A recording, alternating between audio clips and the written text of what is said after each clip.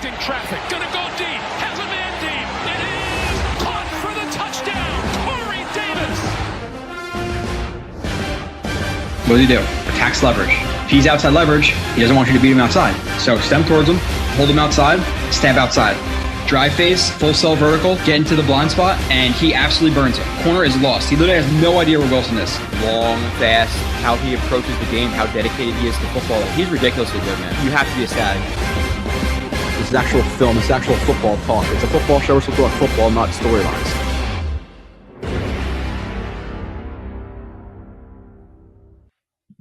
And you are watching / listening to another edition of Blewett's Blitz. Another solo edition, as I did the live stream, the post or the after the game live stream with the raw reactions right after the Jets game. No Kyle Smith tonight, obviously, with Thanksgiving coming up.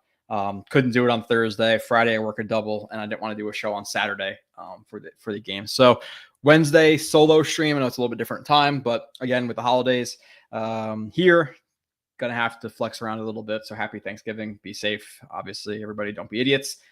Biggest drunk driving day of the entire year, I believe, is tonight or tomorrow night. So there will be people looking out for that. Just be mindful. Get an Uber. Don't be an asshole. Devils going for 14 straight. I think tonight, 14. That's the biggest news of the day to me, is that they're playing at 7. I think they're playing the Maple Leafs for the fans out there of hockey. Gonna be an interesting show, obviously. Remember, I think it was last week we're talking about the boring off season. Doesn't seem so now. Obviously, after the Bills win, we're talking about Zach Olson maybe being the future of the team, with him being benched, which we'll talk about, I'm sure, in the chat. It seems all but a lock that the Jets are going to be getting some form of a new quarterback. You'd assume that they're benching Wilson with 7 games to go, and he's not going to play this game. So maybe 5, 6 games, 4 games, 3 games. Listen, if Mike White balls out, maybe no games left for Zach Wilson, they're bringing in somebody. I'm going to assume it's Jimmy G. That's what I'm pretty confident in saying. We'll talk about some of the options a little bit later. But we'll see if people like this show, because people love the rants on Sunday night. But after a couple of days, people tend to be a little more positive. Oh, well, look at this on Wilson, look at that review. So are we more positive today as we were Sunday? Again, people love the rants, but that's more raw stuff. But losing brings out the idiots. So I'm sure there's going to be some idiots in here tonight. 95% of you will be good, but the 5% of idiots, I'm willing to lose some of those subscriptions tonight. So let's get into it a little bit. Let's pull up the chat, answer a lot of your questions. I'm probably only going to go to like 7:30 tonight, so make sure to drop your chats and stuff like that. A lot of it's going to be reacting to what you guys are saying, and obviously talking about the game. The Bears preview, maybe I'll talk about it. Listen, they're pretty terrible roster. I think they're the 30th roster or 30th defense in the NFL, and that's not accounting for necessarily that they lost Robert Quinn and Roquan Smith later in the season. So if they can't beat the Bears, I don't even care if it's with the Justin Fields, because it's an injured Justin Fields, and even if it wasn't an injured Justin Fields, that's really all they have on offense. And a defense who has absolutely really nothing but Eddie Jackson. Past that, I'm not really impressed by anybody. So if they don't win that game, regardless of who's at quarterback, we're gonna have serious problems the next live stream. So you hope the Jets can get the 7-4, which they should. Again, at the end of the day, and I'm not buying the whole, oh, well, if I told you 6-4 before the season, you'd buy it. Yeah, no shit. But at the same time, expectations change, you know? So I would have been happy. I would have signed up for 8 wins before the season starts, but if I would never sign up for 8 wins right now, right? Like, expectations change. So I'm still thinking the Jets get about 10 wins. You know, you win those 3 games, Bears, Lions, Jags. Past that, listen, you got to steal one on the road against the Vikings or the Seahawks. Now, if they listen, the Vikings, again, I called them a paper tiger, I believe on Sunday, and even before Sunday, but obviously they got their shit blown out by the Cowboys. So is that a game I think the Jets could win, go on the road and beat the Vikings? Yeah, sure. Why not? Especially riding the train of Mike White. If Mike White plays well, you have some confidence in the team. I think they have confidence anyway, confidence in themselves, especially the defense, and the skill players have confidence in themselves. But beat the Bears, go beat the Vikings. Who's to say you can't beat after that one of the Seahawks, the Bills, or the Dolphins still get to 11 wins? Do I doubt it? Yeah, I wouldn't bet on it. But I still think they get to 10 wins. And 10 wins, you'd hope it gets you in. The Bengals have a tough schedule. The Chargers' schedule's not as tough, but they're battling a lot of injuries, and they consistently blow games. And then past that, the Pats have a tough schedule. So I still think there's a shot at 10 wins. And if they have the 10 wins, you don't get in, it is what it is. It's still a successful season for the most part. We have a lot of pieces. But just not the most important one, which is the most Jets thing ever. It's just we'll get 10 wins and not be satisfied with the quarterback. But at the end of the day, you plug in a Jimmy G, whatever your option is. This should be a team next year who can make a legitimate run. We'll talk about the cap and all that stuff. But account for commenting to Blewett. Love the name. I'm thankful that Joe went live on Sunday. The display of anger was literally impressive. Yeah, that was sober. I had one high noon. So if I had a couple more beverages, that could have got a lot more messy. But yeah, it's fun. And that was really because like I'm sitting there trying to talk to my wife. She doesn't understand. And I'm sitting there literally in my house with just me and my dog, and I have nobody to talk to, nobody to vent my frustrations due to at the Jets games. And I can talk shit when I'm walking out and talk shit to my buddies I'm with and all that stuff. But like a Jets game like that and not being able to talk to anybody, like I don't want to watch football. I don't want to do anything. I just want to talk shit about the Jets. So that's what happened. Chris, happy Thanksgiving. Happy Thanksgiving to you and your family as well. Even though, again, my dog had the surgery, so I got to kind of chill with him. Which at first my wife's like, oh, I feel bad for you. Like you can't come to my family's house because, the dog and all this stuff, maybe you can find a way to get him watched by somebody else. I'm like, no, don't worry about it. I'll bite the bullet. I'll stay home. Like, I don't care. I'm perfectly happy to wake up tomorrow, maybe have a beer or two and watch some Thanksgiving football. I'm completely cool with that. Even though watching football after a loss is just not as entertaining, but I'm completely fine with being home. I don't need to go to her grandparents' house. I don't think they're watching anyway, but nonetheless, Dalvin Taylor, Jets up. Yeah.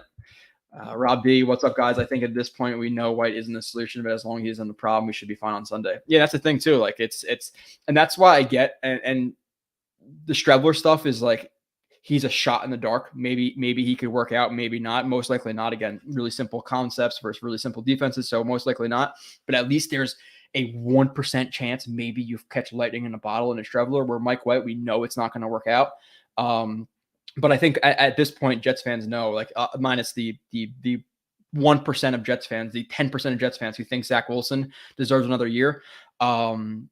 We have to do something next year. Now, I don't think it's a draft. I think it's a car. I think it's a Jimmy G. Lamar Jackson's obviously the dream. There's the people who want Jameis out there. There's the people, I don't want Jameis, but nonetheless, I think we know you have to get a quarterback next year. Now, how do they fit it? That's a discussion for a different day. I think the Jets have it's like, I saw some websites like $90 million-ish in creatable cap room or something like that.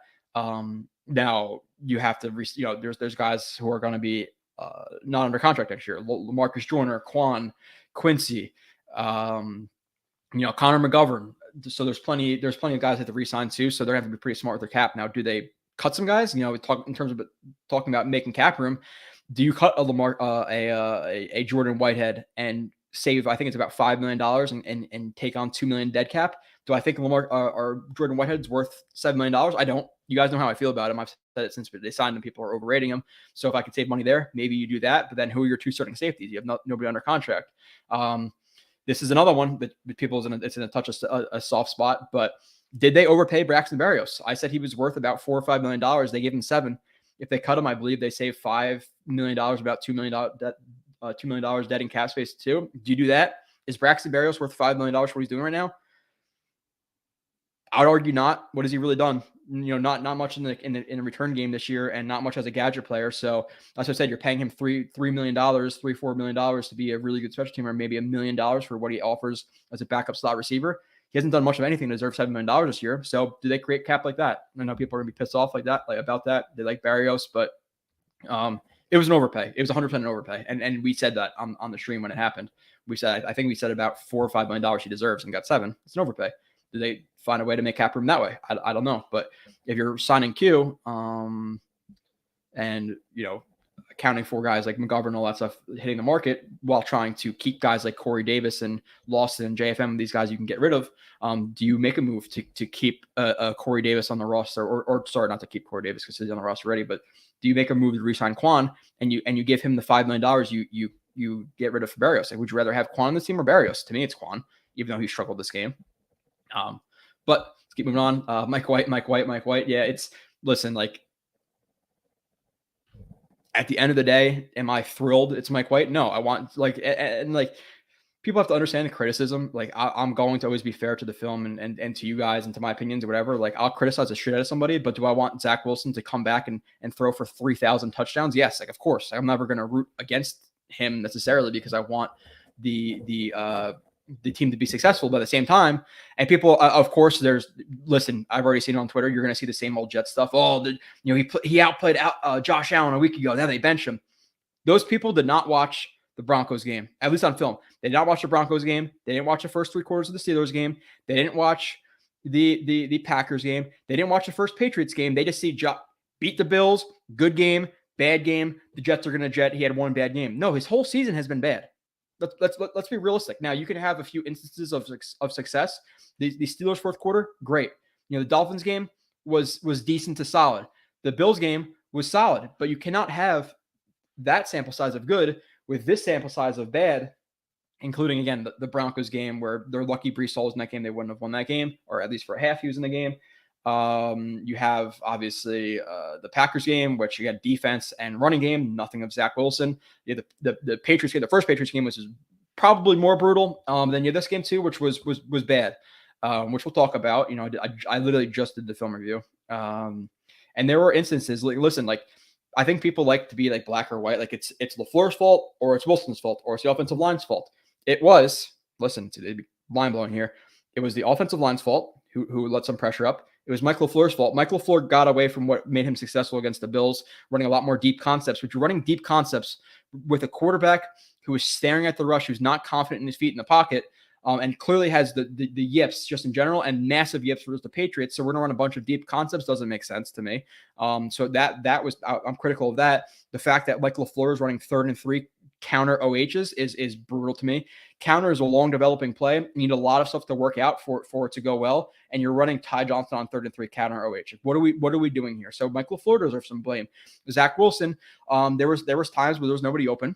I get that. And he had a scramble. And I liked the scrambles initially. But then there was also plays where he has 2 out routes and I think it was Garrett Wilson's wide open and he doesn't throw the ball.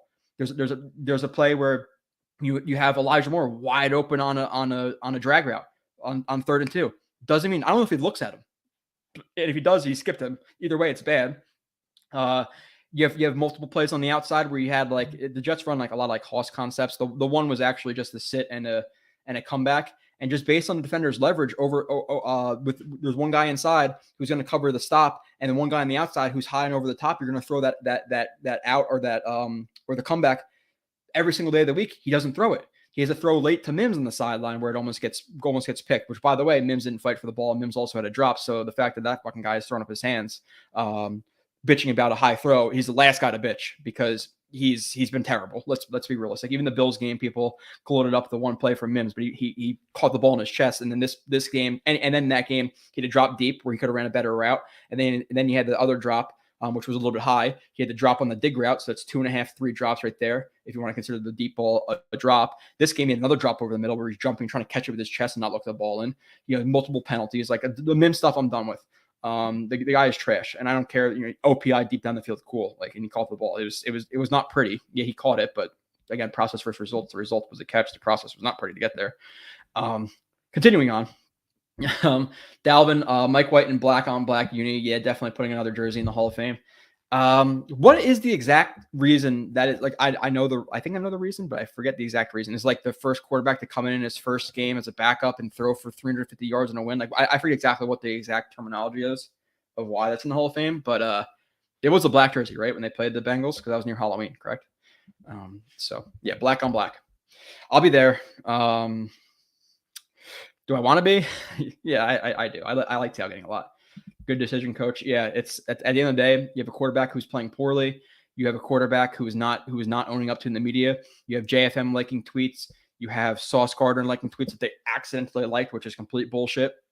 You have Mosley coming out and saying the offense hit a hitch and we all have jobs to do or whatever. There's guys who are clearly not happy with Zach Wilson. You have Elijah Moore posting him throwing a ball on Instagram, which people say, oh, it's harmless, but he knows what he's doing. He knows what he's doing. Elijah Moore is not does not get the Joe Blewett stamp of approval. Which, do you guys give a shit? Maybe not, but nonetheless, the guy is clearly just a little bit of a douche. But let's see. Let me go down to the super chat, and then I'll go back to the top of the chat and hit some of you guys, or hit some of your guys' chats, and then I'll go position by position this game from what I saw. I literally just finished the film, I think 2 hours maybe. Jan, always appreciate the super chats. Feel like every show throwing $20 out there, so definitely appreciate it, Jan. If you're going to the Bears game, let me know. It's going to be a thin crowd at the tailgate, but I'll be there drinking for sure. So happy Thanksgiving, buddy. I'm going to drink the same old Jets away. Yeah, be safe. Again, make sure you Uber. I'll send the $20 back if it's gonna be the cost of your Uber from wherever you're going. But yeah, biggest drinking night.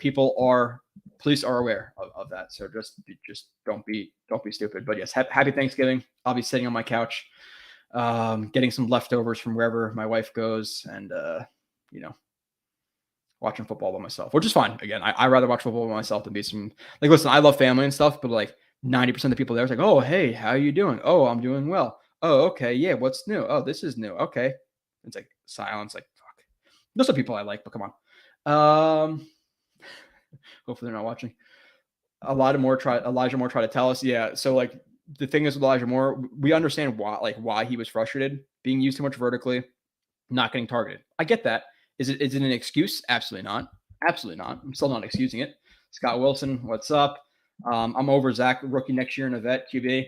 Yeah, and I'm kind of on the same line of thinking. Like, I feel so you're going to bring in a quarterback, whether it be Carr. The thing with Carr is he has a massive contract and he has a no trade clause. And I'm pretty sure he's like attached to the Raiders, and Devontae Adams is there. So is he really going to waive his no trade clause to leave Raider Nation and to leave his best buddy in Devontae Adams? I would venture to guess not. It kind of depends on what happens with the head coach.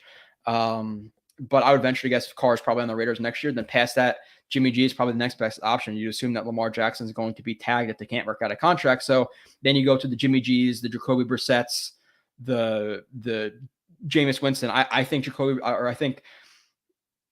Jimmy Garoppolo is the only one I'm satisfied with out of that group. Like Jimmy Garoppolo is the one is a quarterback who's not top 10, but he's in that 15 to 20 range who you could win with a really, really good team. Now I know he's risk adverse and all that stuff, but he'll hit a 5-yard out.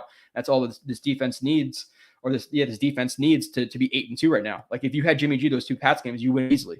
So obviously I prefer to have a top 10 quarterback, but at the end of the day, they're hard to get. Now people are going to talk about Rodgers as well. That's a polarizing topic. At the end of the day, if he's gonna play well in the field, I can give two shits less about the off the field stuff. But the thing is, like, he's making like $50 million a year. It's a crazy contract money where you might be able to get Jimmy G for 30, 35. And it's going to cost that much. Like, listen, this guy hits the market. We're going to have some contenders for him. So the Jets are going to have to pay up. You're not getting Jimmy G for $20, $25 million a year. It's going to be, I'd venture to guess, like probably top of my head, $35 million. So with that being said, Snoopy, I agree that like, or not necessarily agree, but if you bring in Jimmy G, if Wilson's still on the team, it's Jimmy G, Wilson, let's just say Mike White. If Zach gets traded, I could see bringing in a third or fourth round guy. I don't think you can have let's just say Jimmy G for just throw it out there. I don't think you can have Jimmy G, Zach Wilson, and a rookie, because Zach Wilson's going to want to start and want to be groomed. I don't think you can groom Zach Wilson and a rookie quarterback in the third round. So the only way I see a rookie coming in is if Zach is traded, which we'll see. But at the end of the day, listen, can he turn it around? He's benched right now. I think that's really going to go into next year with just Zach Wilson. That'd be absurd. Even a Zach Wilson, like Jacoby Brissett, like you can't be thrilled about it. You need to bring in a starting level guy and let Zach develop, or trade him and again draft a guy in the third, fourth round, whatever it may be. John Hassel, what is up? Kind of insinuating peace on earth. Wish, right? Mike White season. Man, I love Sal. This is the right move. Yeah, it's, at the end of the day, like if he didn't answer the way he answered, which people are going to blame Connor Hughes, and I don't like to give my opinion of beat reporters, but nonetheless, he asked a softball question. It's a question we've seen asked 1,000 times in sports. You say yes, blame it on me. Again, I've seen guys throw for 4 touchdowns, 400 yards, and blame it on them. You have Justin Fields who apologized to the team he dislocated his shoulder. You Justin Hardy, you got double team, blame himself. You have Carl Lawson saying that they only let up 3 points, blame it on the defense. You have Zach Wilson who puts up it's 2 yards in the second half. They had 9 completions versus 10 punts, which is absurd. They averaged under 3 inches per play in the second half, and he's saying no, it wasn't him. Now, people are looking into like, oh, does he hate Connor Hughes, and is that the reason that he was so quick to say that? regardless of if he hates Connor Hughes, he has to grow the fuck up and realize he's talking to his locker room right now, because the locker room is going to hear that shit, whether it be listening to the interview, Twitter, whatever it may be. You have guys, again, coming out and liking tweets against it. You have Richard Sherman coming out and saying, like, this is not the answer. What the hell are you talking about? You put up, 77 yards passing or whatever it was. I think the offense had 102 yards total in the game. Like, it was embarrassing.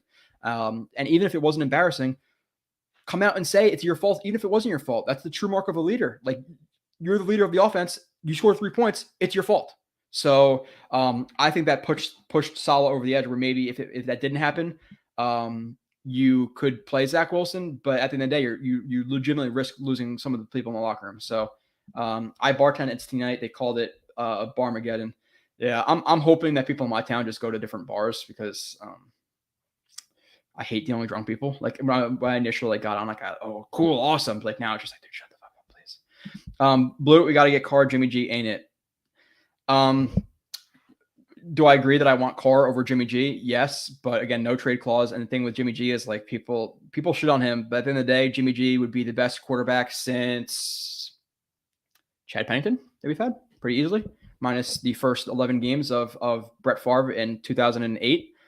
2008. Yeah, 2008. He's easily the best quarterback we've had since Pennington. So you can win with him.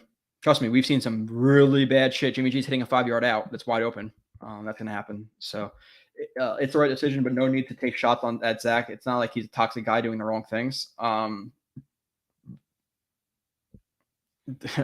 not gonna say he's toxic. He looks like a spoiled brat in the media. I'm not necessarily taking shots at him. I'm just being transparent. Do you think we'll play good enough to win the next game? I hope so. Against the Bears, we have so much more talent than the Bears. They might be playing with Trevor Siemian. And even if it's not Siemian, you have a dislocated shoulder, injured Justin Fields. So, yes, if they don't win that game, we're going to have problems. This is going to be a very, very ugly stream next week. We don't beat the Bears. Zach Wilson needs to prove himself to get the backup job. Most backups in the NFL are playing better than Zach. There are some backups, that's for sure. At the end of the day, like, and I don't have a list of backups at the top of my head, but like, Jacoby Brissett's a backup. He's playing better than him. You have Teddy Bridgewater, who's playing better than him. Like, there are some backups who are definitely playing better than Zach.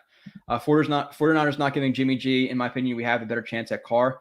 The thing with the Niners is they're in contract hell. So I don't know if they can even get him if they wanted him. And they invested a lot in Trey Lance and didn't really give him any semblance of a shot. So you're going to sign Jimmy G to a $35 million contract, and then you're going to have your first round pick. You traded up for multiple first round picks, et cetera, and not give him a chance. Because if you sign Jimmy G, you're not playing Lance. So then you just completely wasted a first round pick. So are they willing to do that? I'd venture to guess not, even though Trey Lance has played 12 games in 3 years. So he's probably not the answer, but with cap hell and the investment they made in him, they might just have to give him a shot and just see how it works. Now, is that the smartest way to manage a roster? Probably not, but Carr has a no trade clause. If he doesn't want to leave the Raiders, he's not leaving the Raiders. The Zach Wilson defense force has been dreadful and looking. Yeah. And somebody messaged me. I'm not gonna say who, just to keep it private, but somebody messaged me about like the reviews that so many people put out. And like, I try not to look at other people's reviews or views of it, because I don't want to skew my own opinion. I did see one play from Sims though, where he's talking about the middle of the field safety being there, and maybe Zach Wilson didn't go to the post to Mims because the middle of the field safety is there. You don't just read pre-snap and then never check it post-snap. Pre-snap, you can be mindful. Okay, there's a middle of the field safety there. If he at the snap gets depth, then okay, that'll take away my middle of the field, the post. But that safety squats, and Zach Wilson's looking at him, and then still doesn't throw the ball. So you could read pre-snap to give you an idea post-snap, but you have to confirm that post-snap. That's why you hear me talk about pre to post-snap. It's not just pre-snap. You can't read that now, because the Patriots are notorious for coning, robbing, bracketing guys with their safeties. So their safeties squat a lot. So you have to check that even more so with the Patriots, because that's what they're known for doing. So he's already shallow, flat-footed. That's not an excuse. That excuse was brutal to me. So listen, and at the end of the day, like, these reviews, I know people are going to ask me about Kurt Warner and him and Orlovsky and all these guys. I watched like one or two of them when I was in Italy, like the Steelers game, and some of those guys conveniently leave out footwork. Some of those guys conveniently leave out plays that doesn't fit their narrative. Trust me, there's plays that, like, either way, it was huge for good or for bad, and just conveniently out of the review. I don't know why. So I do my own stuff. Now, obviously, I'm not gonna get to it. I do my own stuff. So Blake, how fixable improvements is Zach mechanics and lack of reading defenses? You agree with Jets? There's a very low chance. I'm going to be transparent. There's a very low chance. Mechanics is something that I rarely see fixed. Two of the only guys I've ever seen it fixed with Josh Allen and a little bit of Mahomes. But that's something that you can train. When shit hits the fan, you go back to your mechanics. So his mechanics are his mechanics. Now, for the people who say, oh, it was never a problem at BYU, you weren't watching, because it was a problem at BYU. I did 8 hours of film review on him. I consistently said the inner rotation off his back foot and not pointing the lead foot. That happened all the time. It just didn't hurt him as much. So they got a little bit worse from BYU, which is obviously a problem. And then just saying, oh, lack of reading a defense, like it's easy to fix. It's not an easy fix. That's one of the things that people have the most problem with. If Sam Darnold could read a defense, he'd be a lot better. If Zach Wilson can read a defense, he'd be a lot better. Like, there's plenty of guys who can't necessarily read a defense. So mechanics and reading defenses are two of the hardest things to fix. So do I think he just fixes it sitting on the bench for a week or two? No. That'd be a massive turnaround to fix, especially how bad they are. It's not just slightly off. We're okay. His mechanics hurt him every once in a while. It's like every single throw, his mechanics are hurting him. So it's not something that it's just a little tweak. It's a massive, massive tweak. His lower half is terrible, and it's been terrible. Let's just let Andrew, let's call it the way it is. Zach is benched because he's not an NFL quarterback. He's had chances to sit back this year and last. You just not listen. You give him to the end of the year, whatever that is, how many more games that is. It could be 6 games after this game if Mike White doesn't play well. It could be 0 games. Either way, you're getting another quarterback next year. I severely doubt he's going to do enough. He needs to come out of those 6 games and throw 4 touchdowns a game for me to even think about. Like, he needs another quarterback. Dog, you look. It's not a handlebar. Oh, you look crazy. Yeah, it's. I'll do that for at least one stream. The last couple of days. Actually, let me see when the no shave is over, because I'll see if it falls perfectly in line with the stream. Thursday off. Yeah, maybe Thursday the 29th is. I'll pull out the handlebar for a stream. Salah is handling this well. Again, the losing brings out idiots. If you're saying you move on from Salah, move on from Douglas right now, I could not disagree with you anymore. Like, a quarterback is a position that it's hit on less than 50% of the time, if not a lot more than that on the exact stats. But Zach Wilson was worth the pick he was worth. You just can't predict the yips. Like, it's something that's there. Now you can argue, okay, well, Fields, okay, fine. Sure, in hindsight, yeah, maybe the better pick. At the same time, Fields is running for success right now, not passing for success. And he's had some nice passes, don't get me wrong, but he also has been running, and now he hurt his shoulder. Like, it's so we'll see.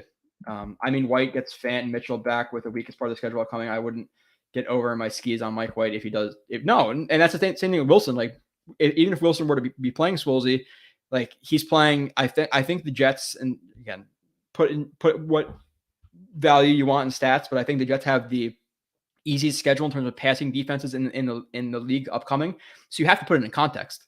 Like, if he comes out and dominates the Bears because they're terrible, then it is what it is. But that's why Wilson even has a lower chance to really prove to me personally that he's going to be the guy next year. So Wilson is a sunk cost. I might as well get much development as possible. We'll see. It's going to be interesting to see what happens with him next year, because they're definitely going to bring in somebody. Stephen Craig is in support of Salah. Yes, I'll turn some people with this. Joe, what is the real chances Zach worked out? No BS. I'd guess 3%. Yeah, it's under 5. Like, the other, we were at 60 earlier. It obviously changes. You're presented evidence. Like, at the end of the year, I was positive on Zach. Like, his mental processing is good, all that stuff. The first 3 quarters of the series, I'm like, yikes. Really good bounce back fourth quarter. Then the Dolphins game, like, okay, good processing, didn't really do anything crazy, but still a positive game. Okay, we're feeling positive. And then he follows that up with Packers, Broncos, Patriots. It's like, whoa, that is not good 3 games in a row. So, what's your opinion on Chris Streveler? I get it for the fact of, like, there's an absolute throw in the dark 1% chance he works out. But let's not put too much into his preseason. He would be the exciting thing. Like, the fan in me wants to say, okay, Streveler starts, but Mike White gives you the better chance. He had a good game against the Bengals. Check down Charlie. That's okay. That's all you need to do sometimes in this offense. He had an okay game against the Colts and then a terrible game against the Bills. But he has NFL experience. Streveler does not. It would be the more fun thing to do. But in terms of winning, it's Mike White. Now, the thing with Zach is, and people will say, oh, well, Sam Darnold got 3 years. Why can't Zach Wilson get 3 years? Because the roster is in no way, shape, or form close to what Sam Darnold had going into year 3. Year 3, you knew you were going to lose, so you have that extra year like buffer to check if your quarterback is the answer. Again, I've said it many times with this Jets team now, they are ready to win right now. And listen, in 2025, 2026, you're going to have to pay Sauce and Brees and Michael Carter II and Huff coming up and Quinnen Williams and all these guys. Your window, while you hope it's going to be, an expansive window because Joe Douglas builds the team well, your best shot is right now with all these really, really young players who are literally carrying the team on rookie contracts. I'm not saying the window is not open for a long time. You hope it is, but it might be open full right now, where in a couple of years when you pay those guys, it's still open, but it's cracked. You feel what I'm saying? So like, you need to expedite the quarterback decision right now. You don't have that extra year buffer because the team is good. If the team was good, maybe Zach Wilson is back for year 3. It's not the case. You need to win now. So, also shout out to your dog. Yeah, he's doing fine. He's doing too fine. How can you change your footwork when you're throwing like that your whole career? Yeah, it's hard. It is hard. Like people blame the coaches. It's very few and far between guys fix their footwork. Very few and far between. Daniel Murphy. Hey Joe, happy Thanksgiving. I think that damn near anybody we started QB. Well, yeah. It's just based on the defense. They should beat the Bears. That, and listen, the Pats. They play a good defense. Like they don't have supreme talent, minus like Judon and some other guys, but like they do a good job of sending blitz. They do a good job of changing up the looks. They do a good job of muddying reads, dropping ends and dropping linebackers and having safety drop into the box. Like they do a good job. At the same time, when you have super simple reads that you're fucking up, it's not the Pats, it's you. Like he had double outs with the guy wide open and just completely skipped on it for no reason. He had, again, the middle of the field closed safety, which pre-snap, you can't go to that now, apparently. Again, he played quarterback, so I don't know, but that's the dumbest thing I've ever seen. So we can't throw that. So like they should just show you cover 2 pre-snap to take away some stuff and then roll into cover 3, because pre-snap they show you cover 2, so you can't throw that. Or like what? Obviously, I might have fucked that up, but like, what are we doing here? Especially with safeties who are going to squat with the Pat system, and you're not going to check that safety to see if he's squatting, and so you can't throw that post. It's dumb. We can't cut good players for money. It depends. It depends on who you want to re-sign. Like at the end of the day, would you rather get rid of Barrios and Whitehead to bring back Connor McGovern? Like they're going to have to make some decisions here. They can't bring back everybody. They're not getting back Quincy and Quan and McGovern and all these guys. I can't see it, especially bringing in a quarterback and re-signing Quinnen Williams. So. Joe, good to see you. Good to see you too. Sneaker to boots. Mike effing White to the rescue. Mike White, Twitter coin. Let's win the game. They're not going to win 5 more games if they lose the Bears game. There's absolutely no way. So Braxton Bears hasn't done much this year. He's not much this year. $1 million of Barrios' salary goes to tax, Joe. Okay. Why the hate for Mike White? Had a great game against Cincinnati. Listen, how do you quantify great, Mr. Magic's? He checked the ball down 1,000 times. Like it was okay, but we have to be able to quantify what great means, and that was not a great game. It was okay. One bad game against the best team in the league. Zach sucked. Yeah, no, I'm not saying that Mike White is not the better answer for the Jets right now. He's not the future answer. And I've heard a couple of people call him mobile. Let's chill on that. He is more mobile than Joe Flacco, but that's like being more mobile than a statue. He's not mobile. He's not a good athlete. He can process quick. Like I think with Mike White, the Jets had some of the quickest snap to release times in the NFL, which is fine. Now, with that being said, you have Michael LaFleur, who also needs to aid him in shorter concepts. And again, Michael LaFleur was not great last game. I'm not putting it all on him, though. I'm definitely not putting it all on him, but enough of the deep concepts versus pressure looks. It's crazy. So they did again this game. I don't know why they got away from what made them successful in the Bills game. So with the way the salary cap works, ideally a good rookie deal QB is a route to build a team. Yeah, it's almost like the opposite, right? Scott Wilson, like the Jets drafted a bunch of really good talent, young talent carrying the roster where they can afford a rookie quarterback, where typically it's the opposite. Like you have a bunch of really good veterans surrounding a rookie quarterback on a deal. So it's like vice versa, but it's kind of the same way. Like by the year you have to pay the 2021, 2022 class. That's your biggest window. I'm not saying the window is going to be closed. Like I said, wide open versus cracked. So let's see. John Hassel, I'm the optimist who's going to claim without posting film as to why this benching. At the end of the day, like Momo and just people in general, Zach has been worse than Gino. He's been worse than Darnold. He's been worse than Sanchez. Like let's just be transparent about it. With all better teams, obviously minus Sanchez and 9-10. But I saw more from Darnold, and he had a brutal roster. Like you have Zach Wilson, who's supported by a very good defense. Not only was Sam Darnold playing with guys like in certain games like Andre Roberts and a bunch of backups and David Nelson and whoever else, he was also trotting out guys like Bless Austin and Marcus Williams as a starting corners with no pass rush. Like the defense and the offense sucked. Zach Wilson is a top 5 defense, and I know the offensive line is injured, but this offense is still light years ahead of where those offenses were. So I agree. Why did they call? It's not even necessarily goes, seams, comebacks. Deeper developing stuff it was too much. Now you want to sprinkle that in there sometimes. You can't just be super slanting out heavy, but they did a lot more versus the Bills, a lot more RPOs. This game they just didn't do it as much, which confused me. Let's see. Scott, no, it's a concern. It is. It is. Greg Knapp, huge loss, hindsight 2020, but JD probably. Yeah, obviously, you have your quarterback coach who tragically passes away, and then they elevated Rob Calabrese like a first-time quarterback coach or whatever. So, you'd prefer obviously a more veteran guy. Again, you have a rookie coach, rookie OC, rookie quarterback coach. Not ideal, right? Not ideal.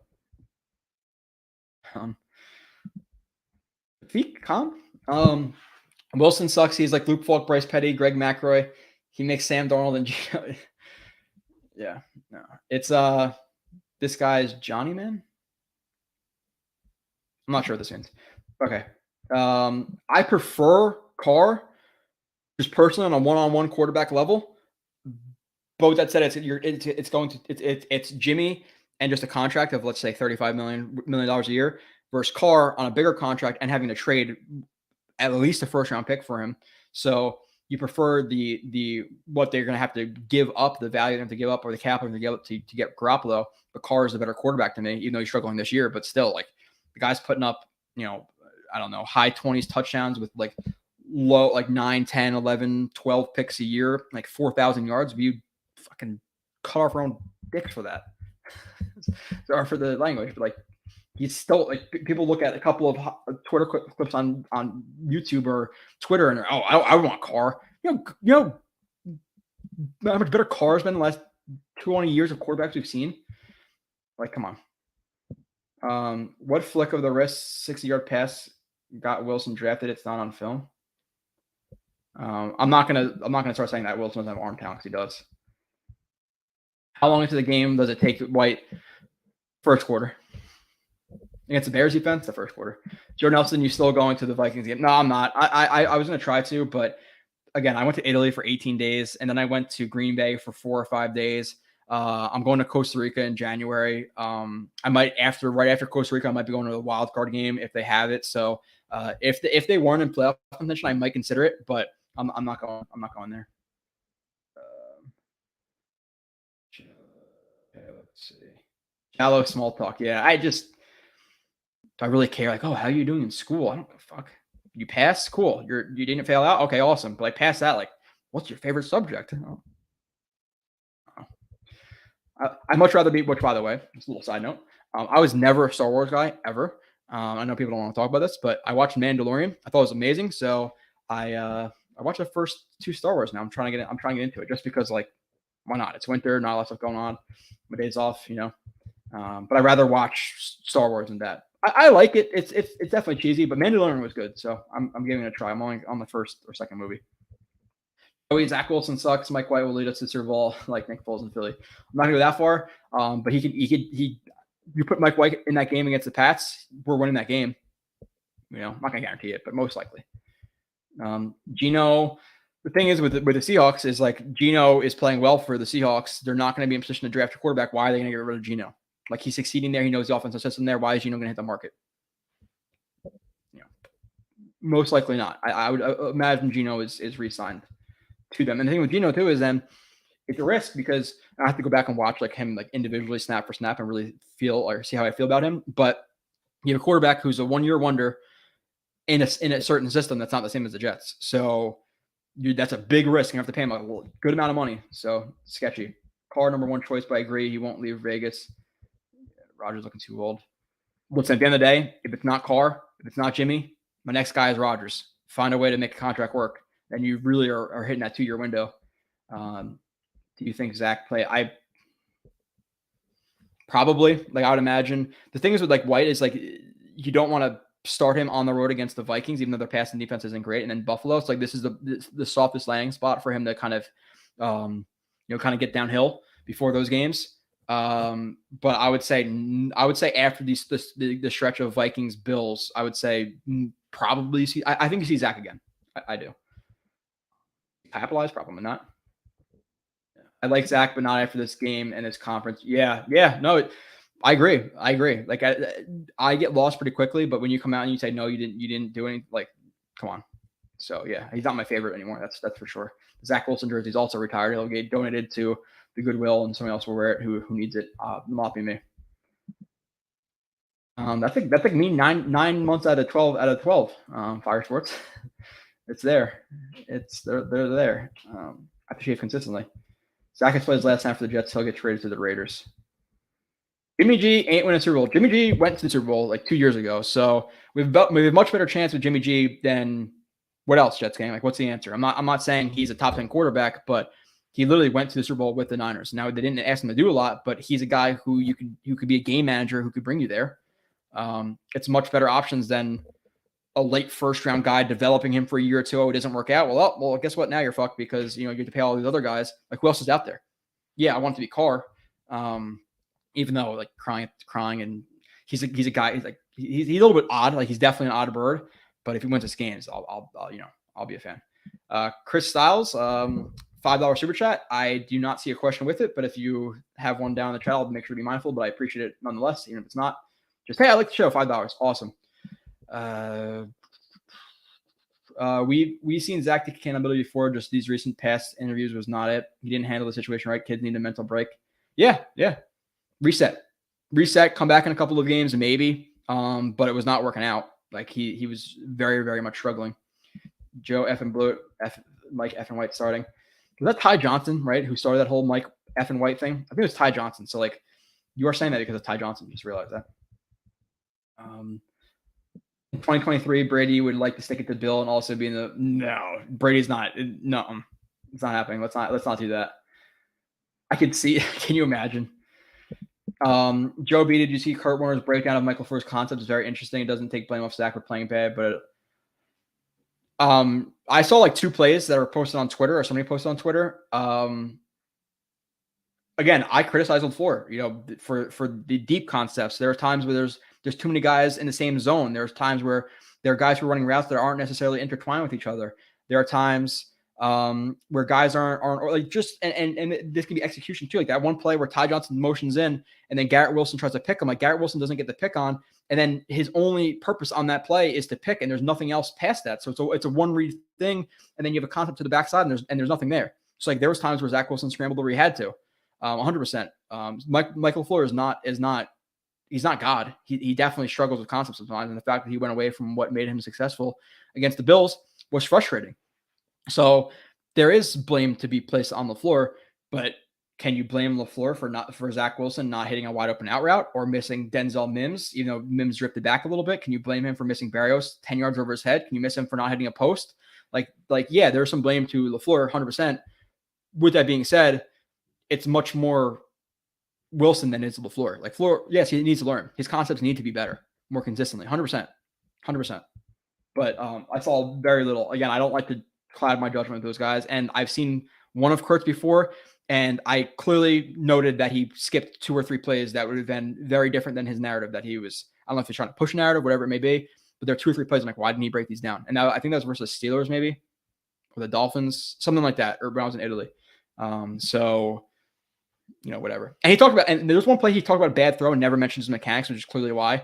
Now maybe recently he has, but like he was talking about bad throw and why he missed it, but then his feet were god awful. And he only mentioned the front foot. He never mentioned the in-ear rotation off the back foot. So those guys are great. Now, I'm not going to say, like, yeah, they know more than I do. Maybe they could be a little bit lazy at times. Maybe they don't watch every game. Maybe they have a narrative, so they skip plays. I don't know. I like to stick to my own stuff, though. This is what it is. Maybe I'm being an asshole. Chris Sims is covering his own behind. I just recently saw the thing where, like, oh, Jets fans want Trevor. They like losing, or they like being a clown show, or whatever it is. Like, he's also the quarterback who played in the NFL who says that just because of pre-snap, middle of the field closed coverage, you can't check that safety and see he's squatting and throw a post over his head. That is beyond. That's wrong. I don't care what anybody says. That is wrong. That is wrong. Blitz is. I appreciate that. Yeah, that if that's your mind, maybe that's why he didn't. Is it Chris Sims or Matt Sims? Did Matt Sims play for us? No, it was Matt, right? Maybe that's why the Sims didn't work out in the NFL, the Suns, because if they read pre-snap, middle field closed, and they don't ever check the post to see if the safety's squatting or does something else, rotates down, robber, bracket, cone, whatever it may be, that's your decision. That's the excuse for Zach Wilson not throwing the wide open post to Mims. That is a terrible excuse, my friend. Terrible excuse. Tom Brady needs to retire. I trust you guys to expert. I appreciate that. Again, they're just very oddly plays that are left out that don't necessarily fit the narrative. Why? I don't know. You tell me. Now people are saying, like, oh, I don't get why the Jets are benching Zach Wilson. That's crazy. Like a few of these YouTubes, I'm not going to say the names, but a few of these guys are talking about that. Like, why are they benching him? Watch the Broncos game. Watch the first 3 quarters of the Steelers game. Watch the Packers game. Watch the 2 Patriots games. It's not one game thing with Wilson.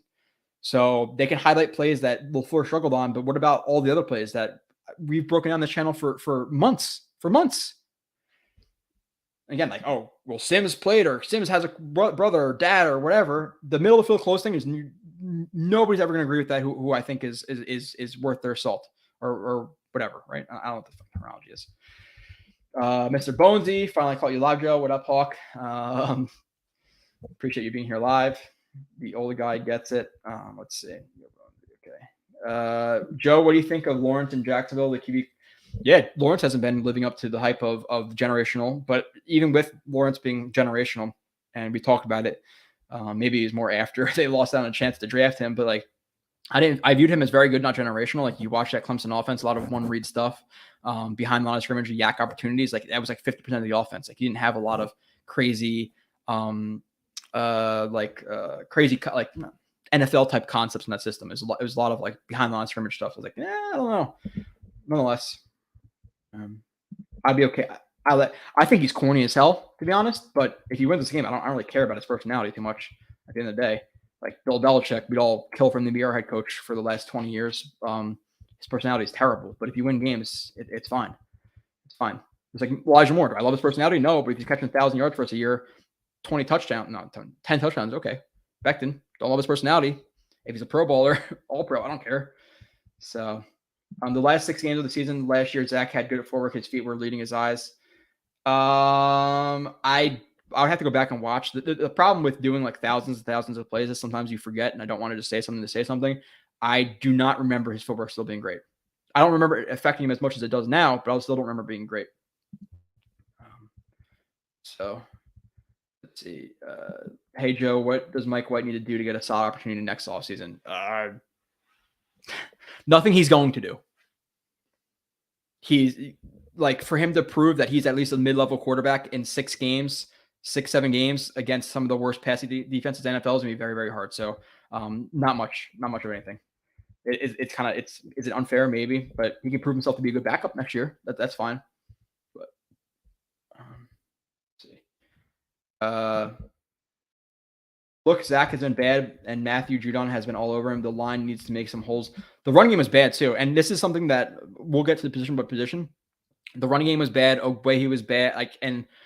You do get a little bit numb to it watching a game, like a 10-3 game. So I didn't pay attention as much to the offensive line. Like, you kind of just watch, okay.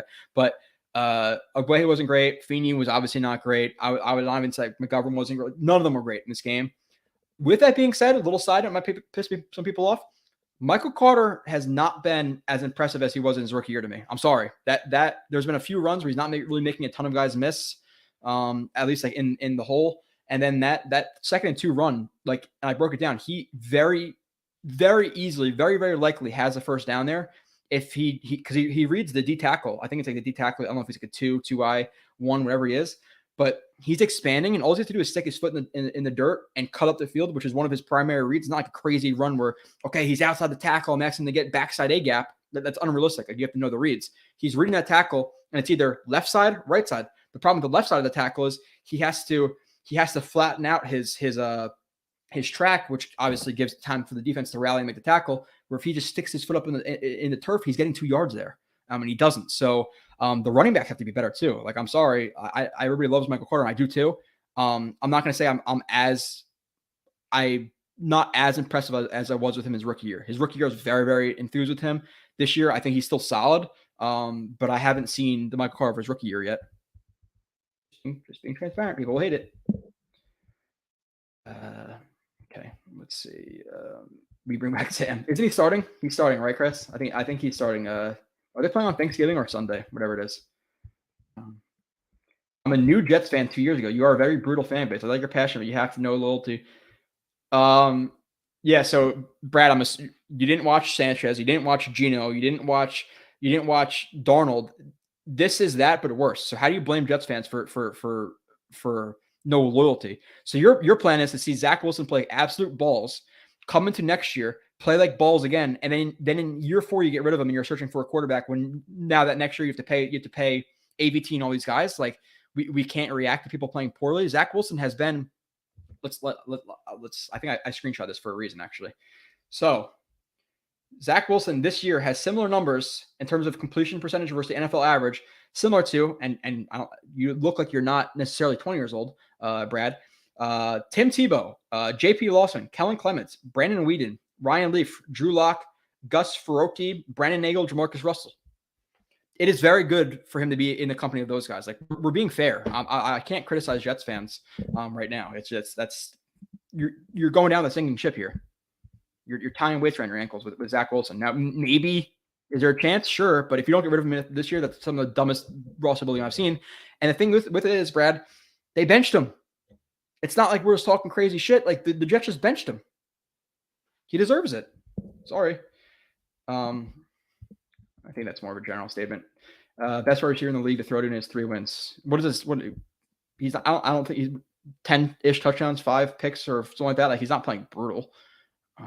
But all the other years of his career, he's been solid. So he was on terrible Raiders teams and still impressive to me. So is he having a down year this year? Yeah, maybe. But I'm not going to just say he's a bum.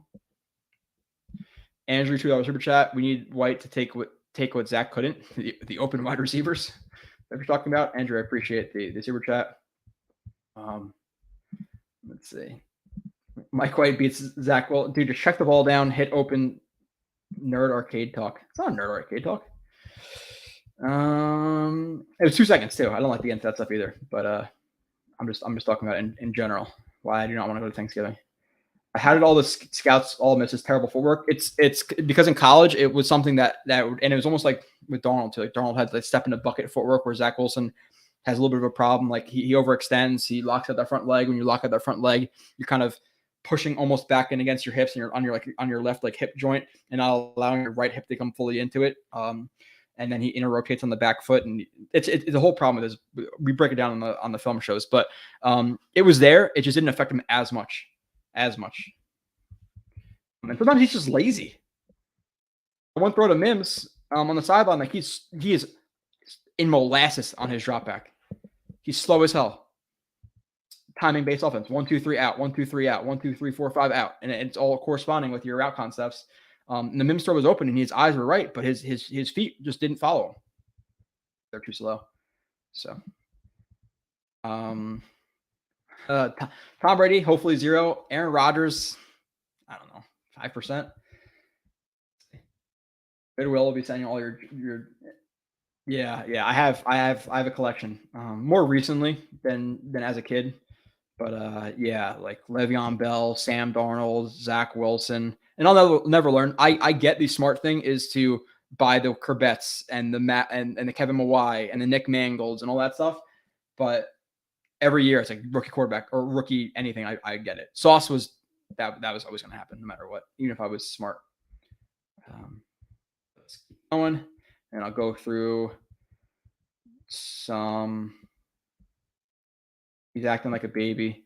The thing is, like people say, oh, he's 22 years old, 23 years old. The difference is he's making how many millions of dollars a year? Like and clearly, it's not just us. The locker room clearly let them affect them as well.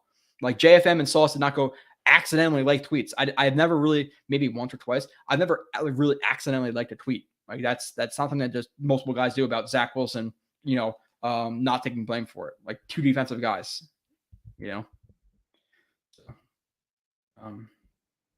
this car, I don't know, that's definitely not me. I didn't diss car. Car is what I want. Car is definitely what I want.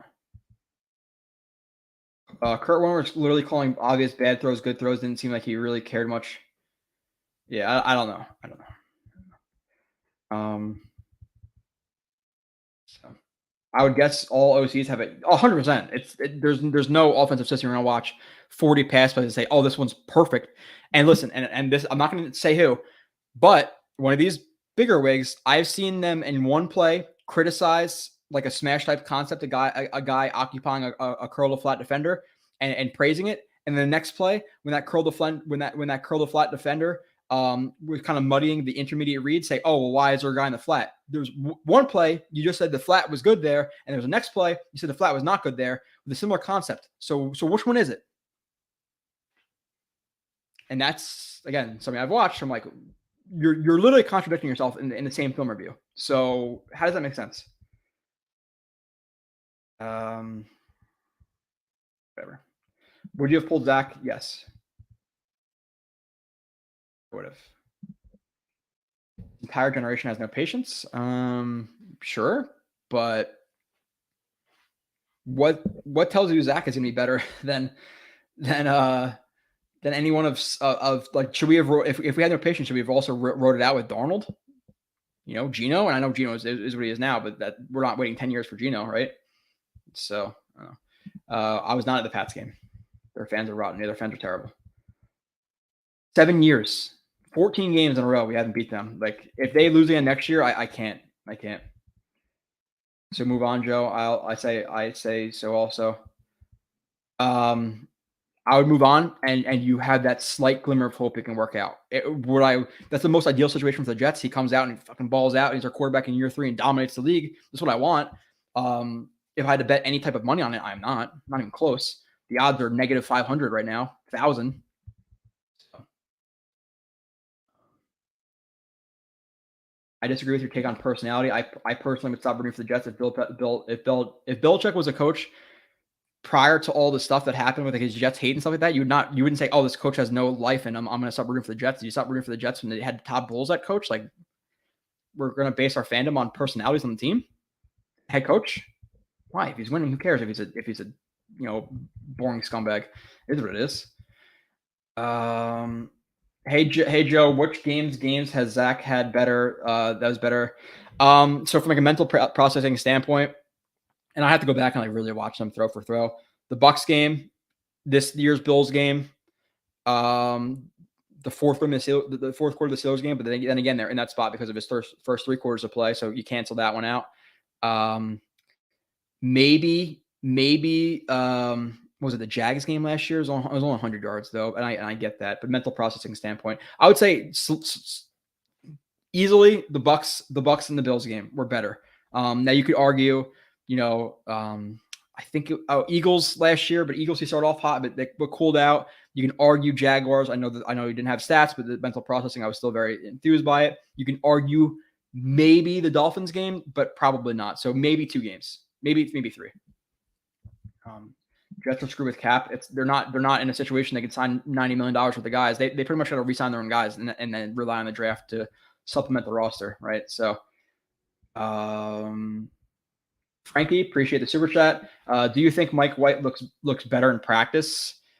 I can't say that. I could say that Zach Wilson has looked terrible in his game and in most of his games this year, or at least bad in most of his games this year. And then he had he really screwed himself with the media. Again, if he didn't answer the post-game presser the way he did, I think he might be starting this game. But I think the combination of bad play plus him not taking accountability, and then defensive players obviously clearly not being very enthused by it.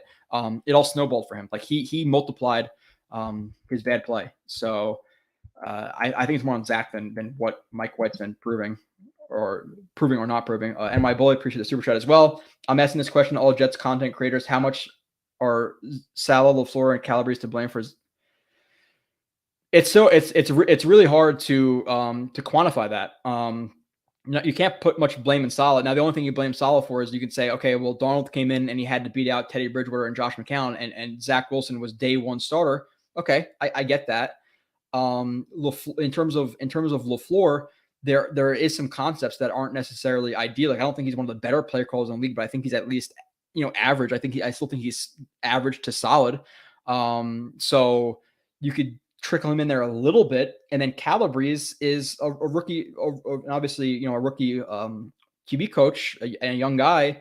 Obviously, they had the tragedy, which you can't necessarily predict. Now, should they have replaced them? Maybe, but it's hard when the season's about to start or kind of in the process of starting. So you put some blame into those guys, but you're still putting a large chunk of it onto Zach. Like, I can't say they haven't given him a roster. I can't say they haven't given him some concepts that work. Like, and again, you could blame LaFleur for not necessarily replicating what he did against the Bills. But at the same point, like, when you have guys wide open on post and guys wide open on outs, and he's just not throwing it, like, you can't have Mike LaFleur, on the field with him screaming his helmet, throw the ball, like he's getting him open guys. Now, how does he go about reading progressions, like things like that? Like, we can really get into the nitty gritty on how much to blame them, but I'm not going to say it's more on them than him. Like, it's clearly a lot on him. There's no way to quantify it. It's 20% them and 80% him, but it's a lot of him. They can sign a quarterback for sure. They just can't sign all of their guys back and a quarterback and another safety and all these guys. So, let's see. Am I almost caught up in the chat? Kind of. Oh yeah, I am.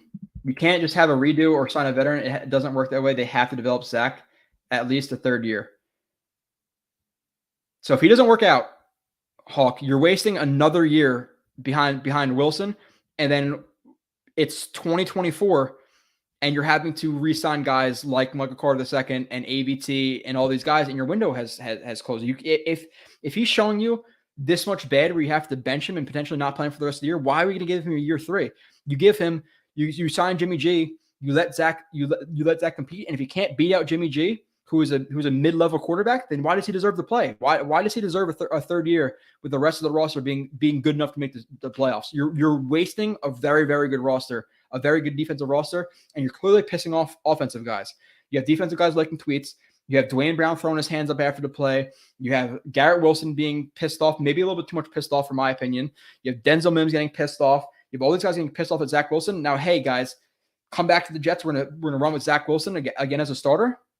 It's a slap in the face to the rest of the roster. I don't agree with that at all. And usually, and I'm not saying that I always agree with you. I respect your opinion. We're cordial. But I'm not just. They have to develop Zach at least a third year.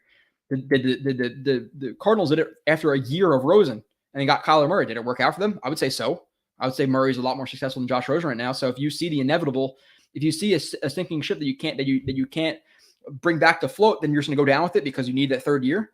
Again, if they had a roster, if they were 3-7 right now and we're farther away, sure. They're not, though.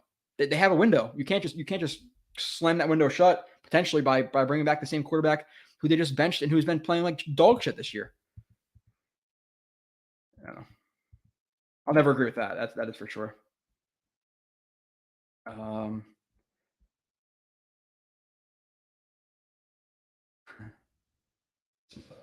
would like to address off camera, but I'm not going to. Great work by White Carr over Jimmy G. And I think Sims and Warner are a little biased.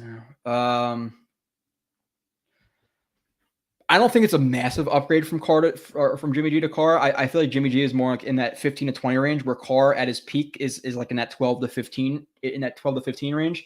And Carr is like, Jimmy G is definitely risk adverse, where he's not going to necessarily throw deep balls. He doesn't have as good of an arm as Carr. So I think Carr is a little bit better of an athlete. And I think he's also a guy who has more athletic upside and is more willing to take a risk and throw the ball deep down the field, where Jimmy G is like strictly a game manager. So the ceiling of quarterback play is higher with Carr than Jimmy G.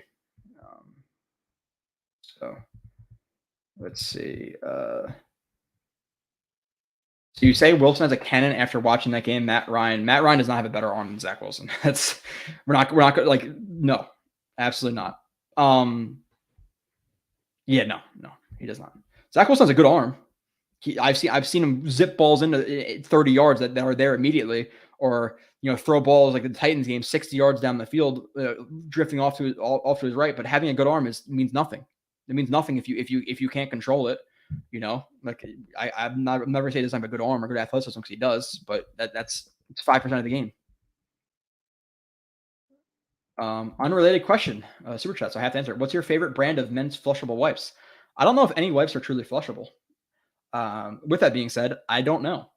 The only wipes I've ever used was it dude wipes or bro wipes or something like that? Like that's when I was in the academy and you couldn't necessarily shower all the time, so you just had to they're like deodorant wipes. But flushable wipes, I don't know. No Hackenberg. That was 113. Yeah, they're 13 going for 14, right? I think the ultimate record's 17, like by the late 90s, early 2000 Penguins, right? So seeing them at 17 would be awesome. So Jets can clear a lot of space. CJ Lawson, you're not going to clear a lot of space with CJ. They already restructured. If you cut CJ, that's not a lot of space you're creating. I'm not going to bring up the contract, Joe, but go to over the cap and type in CJ Mosley contract. If they cut up next year, you're not saving much of anything. Lawson, yes. McGovern is not under contract, so it's not even counted against the cap space next year that they already don't have a lot of. Fant is not on the books next year, so it's not a contract you can cut. Brown can retire, but CJ is no. Lawson, okay, $14-15 million. That's it. That's all you're talking about. So those guys you just mentioned, Fant means nothing. McGovern means nothing because they're not under contract. Brown retires. Okay, that's $11 million. Lawson, okay, that's maybe about $25-30 million. But CJ, you're not just cutting him and making a lot of money back. So it's not $54 million. Maybe with that, you're talking about like 25. Then you're also getting a little bit of Lawson, who's been at least decent this year. So yeah, I agree with you, Jay. You with the roster this good, you can't just waste another third year on Zach, especially if you see the way it's going. Now, I'm not saying get rid of him and never give him another shot, but you're at least you're hoping to at least bring in Jimmy G. You don't just have to bring in Jimmy G and say, oh, well, we brought in Jimmy G, so Zach's gone forever. You could bring in Jimmy G and see if he develops. Fine. And he's the answer long-term, awesome. There's been guys who sat for 3, 4, 5 years, Gino 10 years, and he's worked out. So I'm not saying it's over and it's never going to happen, but to go into the next season with him as he bar none starter after getting benched for Mike White, and he's been playing bad this year, would be a massive mistake to me. So like you're telling me like next year they can have a lot of these guys back, and you have a mid-level quarterback. You can't make a Super Bowl run next year with this roster. If you took this roster and put Derek Carr on it, and I'm not saying Derek Carr this year, even Jimmy G, any one of these quarterbacks, we can't make a Super Bowl run. We'd be 8-2 right now with a halfway decent quarterback or a capable quarterback in both those Patriots game. You're first place in the AFC or tied for first place in the AFC. Why is the window closed next year? Why? You could resign a lot of these guys. For the most part, listen, I like Quincy Williams for the most part. Is he irreplaceable? No. So you'd have to sell it for 1 year. That's not too big for long term. No, the window is going to go from open to cracked in 2024, 5, 6, or really 4 years for 2021 to 25. So you really have like 2 years of a massive window, being 23, 24. I think these next 2 years are your biggest chance to win a Super Bowl after this season. So you might be wasting one of those on Zach. Absolutely not. Like now I'm not saying to go and trade for guys like Ramsey and all these front-loaded contracts and just make a run like the Rams with the top-heavy roster. But the Jets roster in terms of their depth is already better than the Rams. Like we're never going to Rams because we already have a lot more depth than they do. The Rams have, they have the Cups, they have the Donalds, they have the Ramseys, but past that, they have nothing. Like the Jets have legitimate talent, 15 through 53 in the roster. They're not the Rams. They're never going to be the Rams. Now I think just them retaining their own guys is what they should do. I'm not saying to go out for Ramsey or any one of those guys. You bring in a better quarterback this year. Why can't we be 8-2 right now. You couldn't have won that Bengals game potentially if Joe Flacco wasn't back there. Minus sounds of a freaking late JFM hit. Like, come on. So let's see. Mariota, no. But outdo some of like the bad quarterback play we've seen in the past, like that spinning on the ground, chuck up ball. Like, no. Carr's average 4,000 yards most. Yeah, and again, I don't want to rely on stats, but like people talk about Derek Carr like he's trash. Like, let's see his stats. Yeah, rookie year 3,200. Just in general, the guy is averaging about, let's say, 24 touchdowns a year, 11 picks, and about 4,000 yards. Would you take 4,000 yards, 24 touchdowns, 11 picks next year? Yeah, you would. What were we seeing? Come on. Okay, let's see. Where's our O-line? I thought they were back last week. No. So Fant got activated for practice, which is good. Mitchell might be back, but they were not back last week. And obviously Herbig was out as well, and it was Feeney. So you're down to what? You're down to your third or fourth right tackle, your third right guard, your backup left tackle, at least when they looked to sign him. At least as we started the season off, like he wasn't going to be the starter. So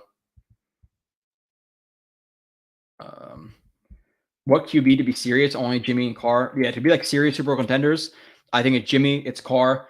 Again, and however you feel about Rodgers, I have to go back and watch like Rodgers for a year or two. So did Fitzpatrick throw for 4K? I don't think so. He threw for 31 touchdowns though, right? Ryan Fitzpatrick stats. I don't think he threw for 4,000 though.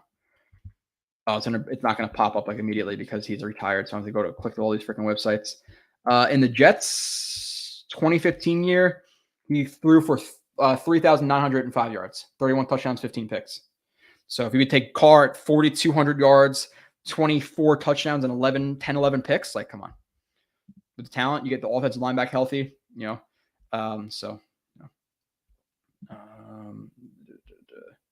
I think cap space 230 for Quinn's going to be like, 25. I'd say probably 20, 25.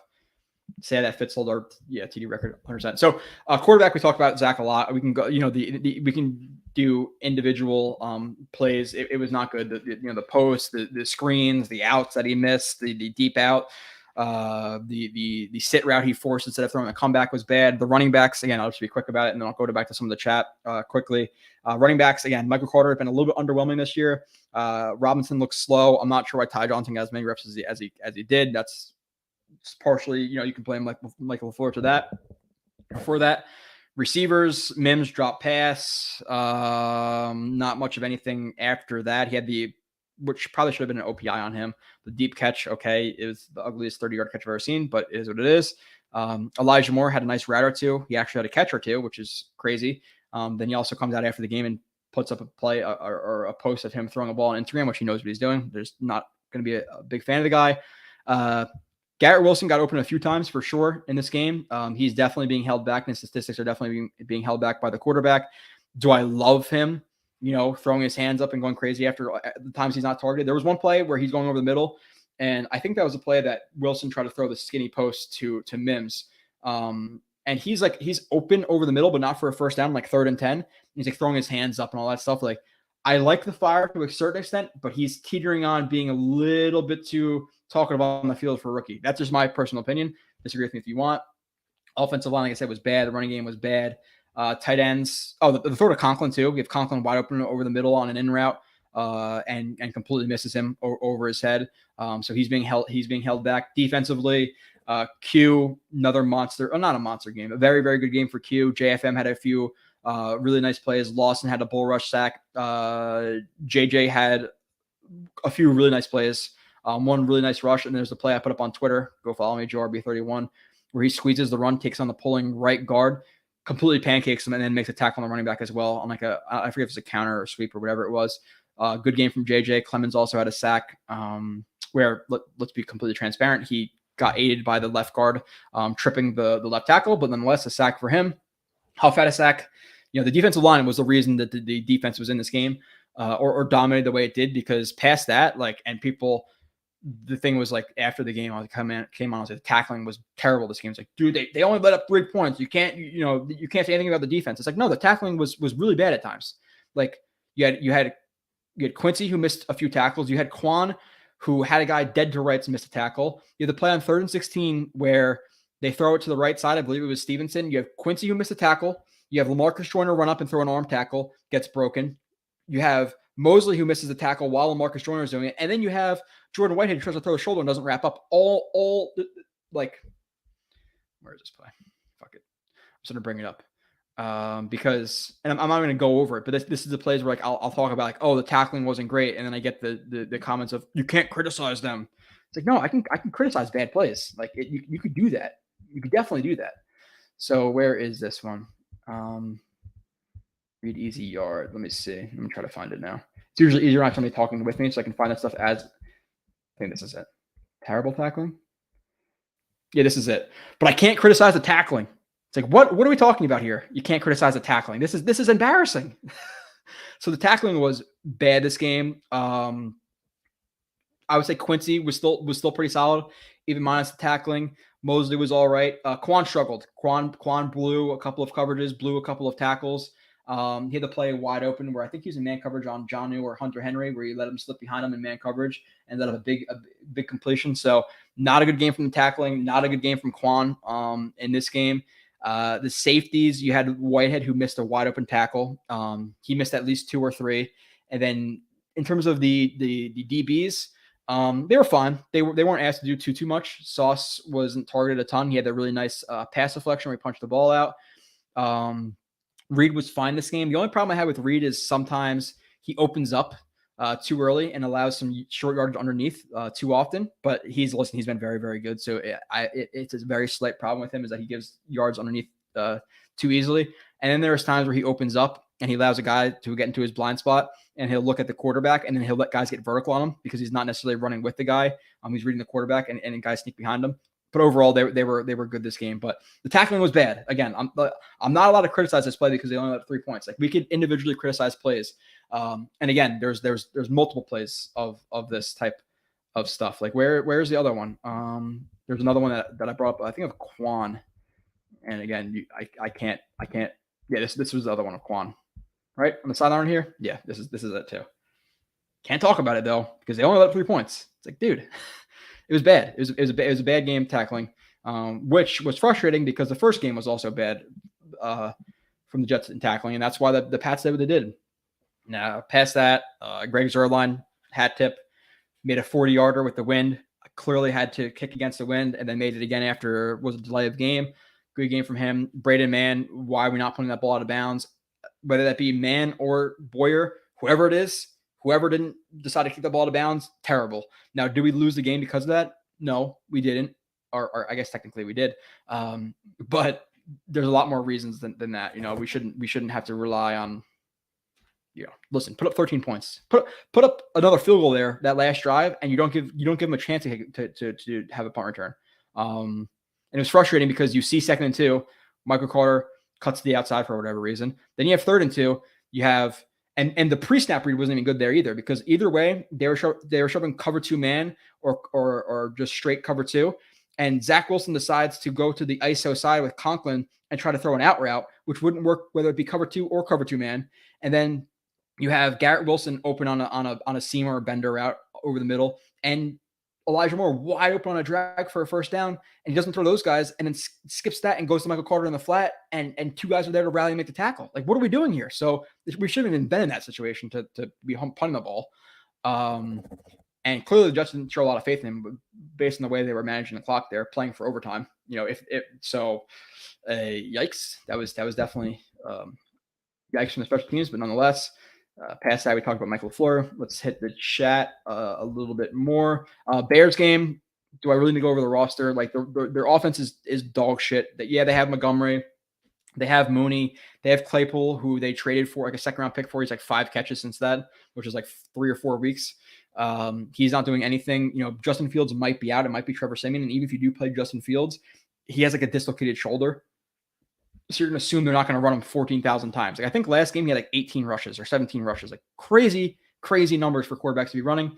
So I'm not really nervous about their offense, even with Fields, to be completely transparent. Again, they limited Lamar Jackson, and Lamar Jackson's the more dynamic athlete to me than Fields. Even though Fields is obviously a great athlete as well.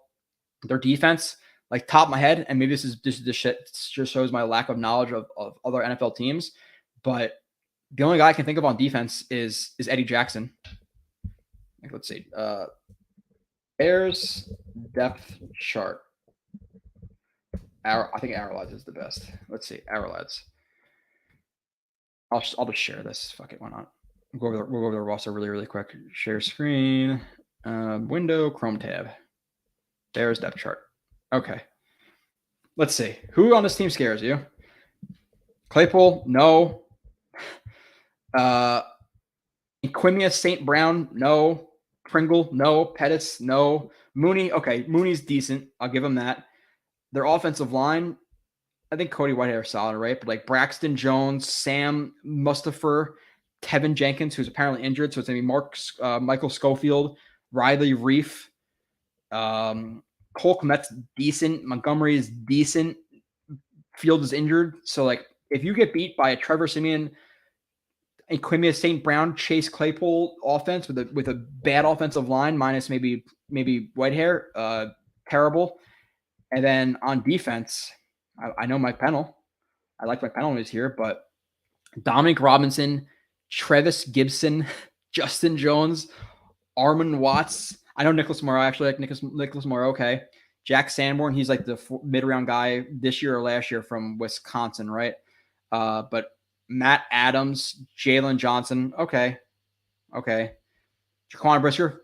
Give it to him. Sorry. I forgot Jaquan Brisker. I forgot Kyler Gordon. I forgot Eddie Jackson, but this is not a good team, guys. If they lose to the Bears, we have some problems. They need to win this game. So, score prediction. I'll hit the chat after this too. Score prediction: Mike White starting. Bears. I'm assuming Justin Fields is not going to play. Jets 24, Bears 6.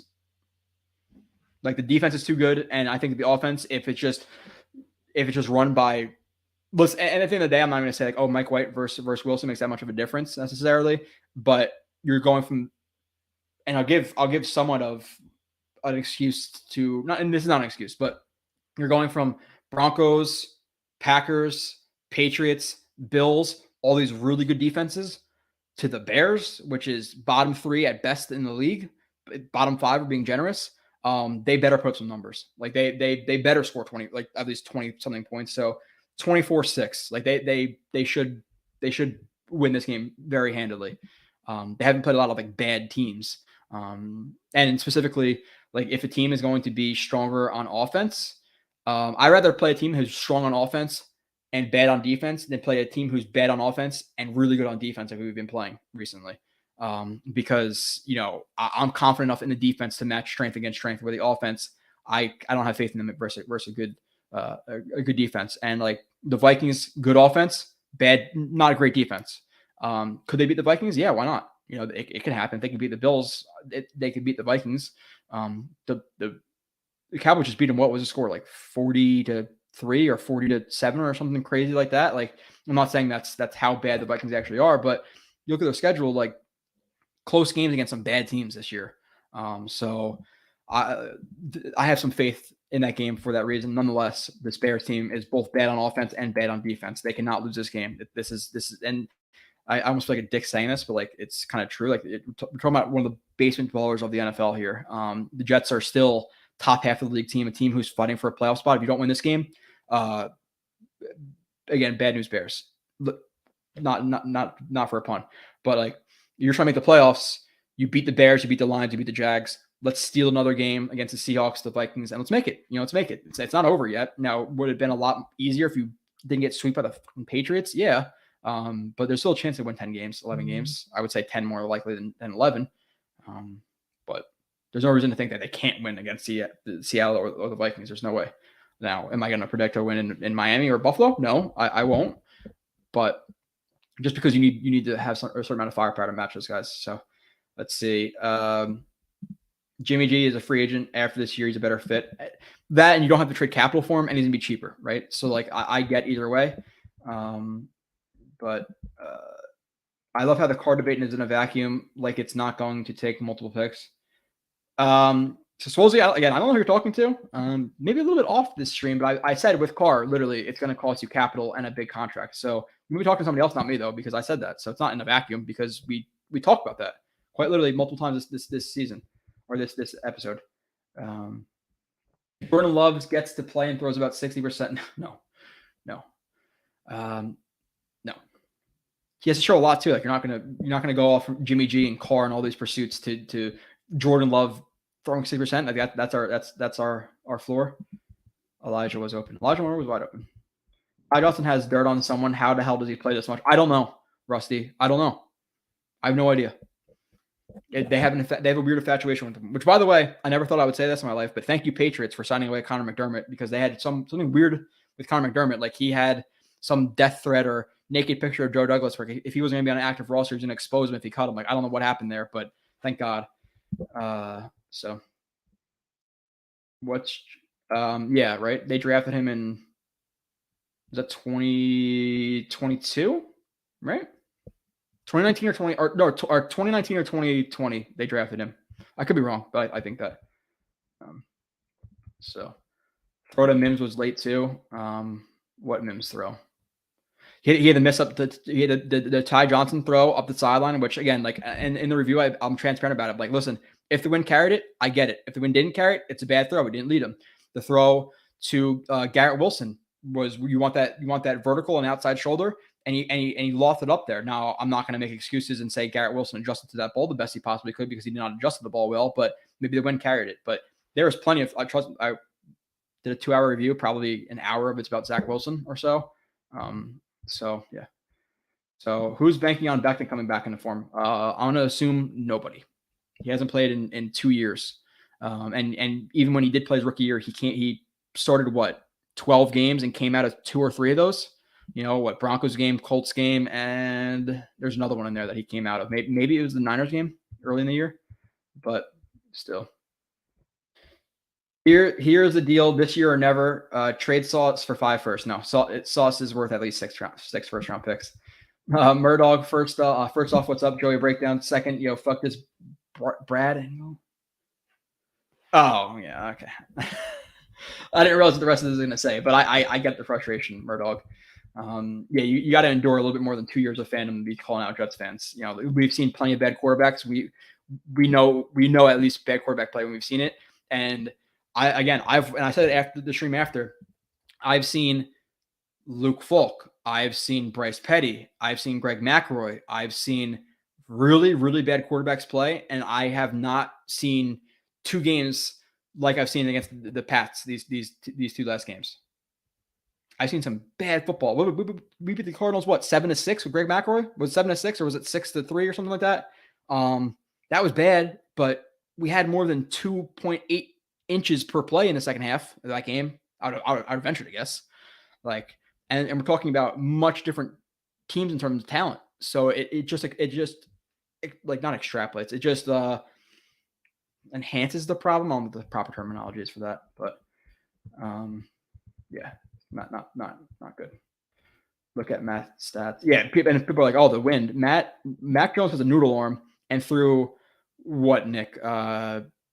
21 for 25, 85 completion percentage for 200 something yards. Zach has a much better arm than Mac Jones. Mac Jones didn't. The wind didn't affect him too much, unless the wind. And that was another thing too, which pissed me off about the post game, which I didn't think to mention. You not only have the no comment, but you also had him talking to Bob Wischusen or somebody, and he's like, "Oh, you guys don't realize how bad the wind is out there." It's like, really, we're blaming the wind. I get it, but Mac Jones didn't blame the wind, unless Zach Wilson had all the gusts of winds, and for some reason, Mac Jones had perfect weather when he was throwing. It's fucking Windgate. Like not only is Bill Belichick recording people and all that stuff, now he's in tune with Mother Nature and blows the winds only when Zach Wilson's throwing the ball. It's like, what are we talking about? We're blaming the wind. We get it. We get it was windy, but that's one of your first answers. It was windy, guys. 77 yards. Now, if a few balls sail on you, like, okay, this throw, that throw, okay, sure. But the win didn't make you not throw a wide open out route. Right? I don't know. Straight checkdowns. Yeah, he wasn't killing our corners. That's for sure. I saw that comment. I don't know who that was from, but nonetheless, yeah, no, it was checkdowns, tight ends over the middle. It was a lot of easy stuff. So, would we have the issue with Zach if AVT and Hall were still here? Yeah, Indiana Jets, because the thing is, like, go back and watch the Packers game. You're not going to do it, but for the people who are in here, go watch what I said about him in the Packers game. Go back and watch what I said about him in the Broncos game. Those guys, and the first half of the Broncos game, this is where people are like black and white, like, oh, we win, he's good. Those games, he still struggled a lot with those guys. Like, we are very lucky that they were here. Now, would we have lost the first this Patriots game? Maybe we still lose with Brees Hall, maybe not. That first Patriots game, I'm pretty sure we don't. There's more open running lanes, but we might have won those two games with AVT and Hall, but it doesn't change Zach Wilson's processing as a quarterback. So yes, I do. Maybe some other people don't because they're so black and white and results oriented, where it's win or loss. You can throw for 77 yards and averages 3 inches per play in the second half. They get the W, it doesn't matter. Like, if they drove the field 20 more yards, he hits that seam route to Garrett Wilson. Okay, yeah, obviously he hit the route, so great. But past that, like, I'm not going to come out here and say, oh, well, they got the field goal game. He game-winning drive. Zach Wilson was great. Like, no, he was still shit for 90% of the game. So, not me. Maybe some other people. So, let's hope the Vikings take out their anger on the Pats. Yeah, we could beat the Vikings. I'm not going to say they can't. Is D-line quick enough? I don't know. Kyler Murray. A lot of people talking about that too. The thing is, like, man, that guy's unlikable, right? Like, I see him bitching all the time, throwing up his hands, yelling at people, not taking blame, not studying the playbook. That whole clause in his contract is sketchy. At the same point, would he be a massive upgrade? Yes. Is he better than, and again, I have to go through all the quarterbacks in the league, but, like, is he better than Garoppolo? Yes. Is he better than Carr? Yes. Even though I don't like his attitude, but, like, you're talking about a massive contract too, and trades, and that's if Cliff Kingsbury goes. But the thing is, like, Kingsbury goes, you could say to the new coach, hey, we have Kyler Murray, one of the better not top 5, maybe not even top 10 at certain points, but one of the upper half of the league quarterbacks in the league, who's young, build around Kyler. Like, it's not something like, oh, hey, we'll trade Kyler. Now, what's their record? Like, do they finish top 5 or 10 where they can trade up a little bit with some of the capital they get from the Kyler Murray trade? I don't know. That's a whole lot of stuff. Bel Air Academy. I like the Fresh Prince jersey right there. So let's see. Not another Packer at the end of the road. Please no. I get that. At the end of the day, if Brett Favre was healthy, the Jets are not going to lose those last 5 games of that season. Go 8-8. So Twisted. Good. Hey Joe, good to see you on this. Good to see you on this as well. Twisted. Let's see. You think Becton at full health could have manhandled? No. Listen, Becton is a good player. You're talking about the leading sack getter in the NFL. He's not manhandling Judon. Nobody's manhandling Judon. He's one of the better rushers in the NFL right now. So no. How well does Mike have to do? I answered this question before. It's not going to happen. He's playing bottom tier pass defenses for the rest of the year. And let's just get this out of our heads. Mike White's not going to be the answer next year. He'd come out and throw for 300 yards and 3-4 touchdowns. Like, it's not. I'm not even entertaining what it would take because it's just so far gone. Mac had an average. And it's probably is part of Bill Belichick, like, kicking into the wind or against the wind, whatever it was, like having the win with him in the fourth quarter. Listen, and Hawk, like, I've acknowledged that Michael LaFleur was a problem in this game. He was, undoubtedly. I'm still not excusing Zach Wilson's play. Right? Like, it's a sandwich of problems. There you have the meat and the cheese of this problem, that problem, that problem. It's not just one singular problem. It was LaFleur, it was the offensive line, it was Wilson. It was a combination. 100%. Zach Wilson was the meat of that sandwich, if we're going with the sandwich analogy. Big no on Kyler Murray. Yeah. I get it. Trust me. Like, I don't like him at all, but he's a good quarterback. I don't see the Jets doing this or doing that though. It said we should be talking about this how great this defense is, instead we're talking about QB of the you're wasting an amazing defense, or not amazing, a top 5 defense, right? So that's why they have to find an answer. So The Jets would be the laughing stock of the league if we traded away our future for Kyler Murray. It's not. I severely doubt that's going to happen. But nonetheless, Andrew Ford missed the playoffs. Trade Zach. Watch Zach win Super Bowls from afar. I would bet a lot of money on that not happening. Nonetheless, Andrew, like Sam did, yeah, Sam, who couldn't start over PJ Walker and Baker Mayfield. It's like it. Why do we think like do these quarterbacks? And I get we ruin them, but like, do these quarterbacks go and succeed elsewhere? Okay, Geno at 32 years old, 10 years after we gave up on him, or 7, 8, whatever it is. Like, what has Zach shown you that it's the Jets holding him back? It's not like the Jets are surrounding him with a piss poor defense and a piss poor offensive system and talent around him to say, oh, he's going to go elsewhere and succeed. Like, I get that argument more with Darnold because he was throwing to Andre Roberts and had guys like, who's that offensive lineman? Wesley Johnson protecting him. Like, I understand that more than Zach. Zach has much more around him than Sam did. So, yeah, Sam is starting this weekend now because he's like the only option. So, Jets have a filthy defense. Jets, the bright side is the Jets are a decent quarterback away from making a legitimate playoff run. Could they find a decent quarterback in free agency this year? 100%. They could. So, yes, JJ. But appreciate you guys. Have a good holiday season, or not good holiday season. Happy Thanksgiving. Be safe. Drink. Turkey's overrated. I will die on the hill that turkey sucks. But enjoy it. Drink some beers. Enjoy football. I will see you next Thursday with the film review. Make sure to check that out. GRB31 on Twitter, and